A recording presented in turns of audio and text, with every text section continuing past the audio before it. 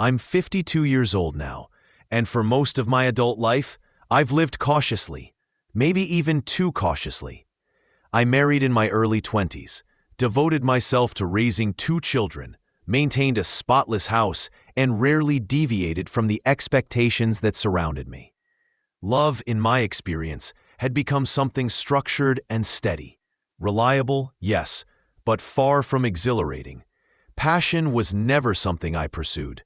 I simply preserved what I had. I did what was expected. I smiled when it was appropriate, listened more than I voiced my own thoughts, and convinced myself that a stable life was synonymous with a happy one. But I understand now that I was mistaken, profoundly mistaken. I never imagined something like what happened that weekend could happen to someone like me. I'm sharing this not to justify anything, but so maybe you won't repeat the same self-denial I lived in for so long. It all began one warm Friday afternoon in early June. One of those days when the heat lingers in the like a memory you can't quite shake. I had just finished tending the garden, wiping the sweat from my brow, when my phone buzzed with a message. It was from Rachel, my closest friend since our college years. "Kay, would it be okay if Ethan stayed at your place this weekend? My father's in the hospital, and I need to head to Tallahassee." I paused for a moment, shielding my eyes from the sunlight. Ethan, her son, 17, almost 18. I hadn't seen him in a while. Not since he was a boy who used to cling to her legs, hiding his face whenever we visited. That image flickered through my mind. But lately, he had changed. The last time I saw him, even briefly, he had become taller than either of us. His voice had deepened, and his posture had that quiet assurance that belongs more to a young man than a child. I didn't hesitate. Of course I said yes. Rachel had always been there for me. Letting her son stay over was the least I could do in return. Ethan arrived a few hours late, dragging along a slightly worn duffel bag and offering me a polite, almost shy smile. "Thanks for letting me stay, Miss Garrett," he said. "Oh, stop with the formality," I replied, waving it off. "You're not a little kid anymore. Call me Diane." He smiled again, this time letting it linger a fraction longer than I anticipated. I tried to ignore it, chalking it up to awkward politeness. That evening unfolded with an easy sort of rhythm. I made spaghetti, his favorite, as it turned out, and we settled down to watch a movie after dinner. It was an action film, something I didn't fully follow, but he leaned forward the whole time, completely engrossed, as if the story held some secret meaning only he could see. We didn't talk much that night, just small exchanges, school, his post-graduation plans. He said he wasn't sure yet, maybe trade school, possibly working with an expected. There was something grounded in him, something watchful. Later, when I brought him a few clean towels, I found him sitting alone on the back deck, staring into the night. Fireflies danced lazily above the tall grass, and cicadas hummed in the distance. "You okay?"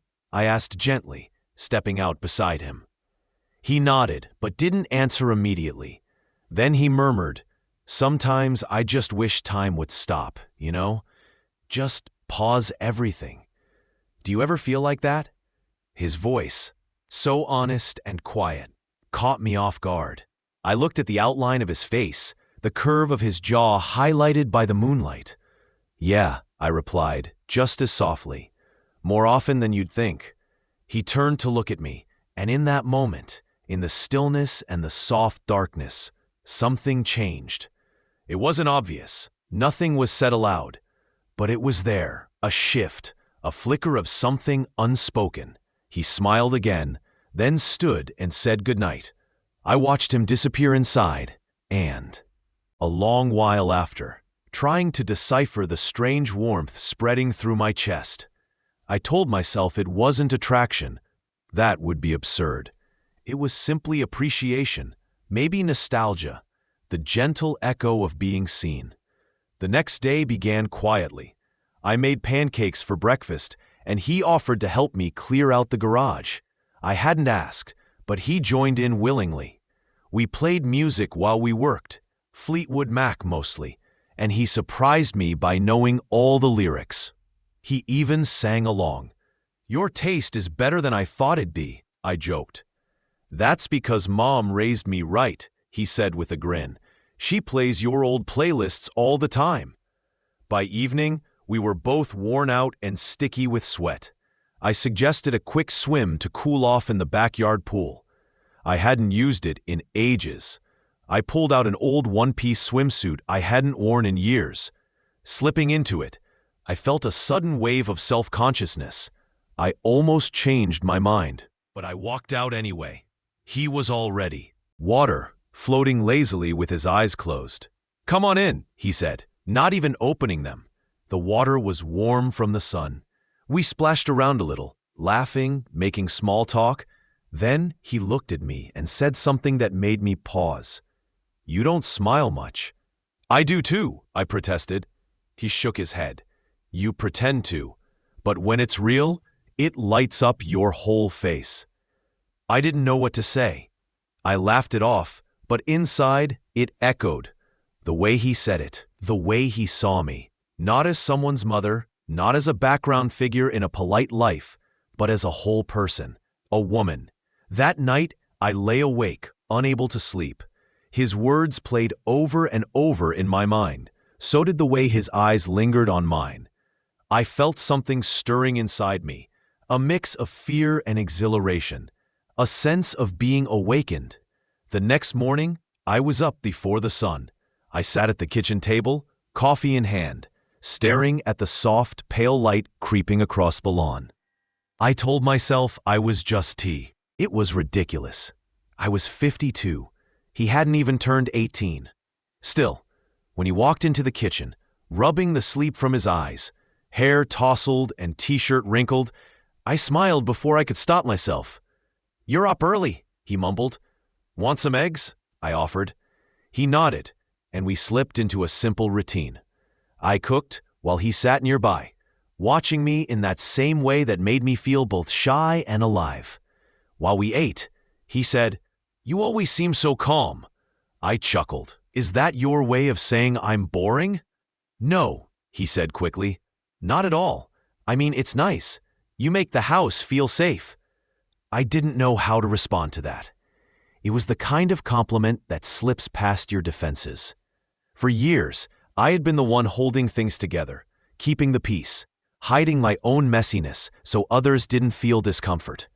To hear someone say I made a space feel safe, it unraveled something inside me. After breakfast, we drifted apart for a while. He read on the porch, but thoughts kept tugging at me, soft and persistent. By late afternoon, a storm rolled in. Heavy clouds pressed down on the house. We ended up in the living room as rain pattered softly against the windows. I lit a few candles in case the lights went out.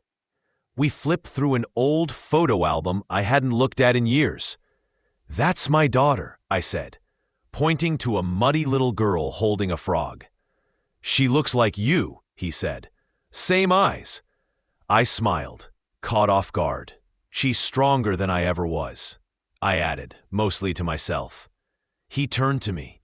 "You don't give yourself enough credit." I became painfully aware of how close he was. What happened next?